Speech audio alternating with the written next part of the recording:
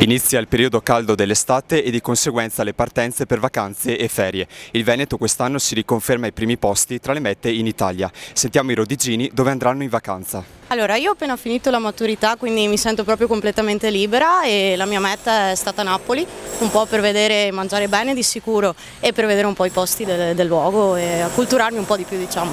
Penso di fare una bella settimana al mare, almeno spero, insomma, fare avanti e indietro tra Roccione, Rosulina, giù per di lì, insomma, una roba un po' low cost, ma insomma da divertirsi, ecco, tutto qua. Allora andremo a Venezia in giornata, ad Asiago e poi una settimana all'Isola d'Elba, quindi stiamo sempre in Italia. Ma io penso andrò a trovare i parenti giù in Ciociaria, Frosinone. Sì, sto lì, vado ogni anno, ho i parenti, è un posto in collina, c'è il mare vicino, sono bei posti insomma.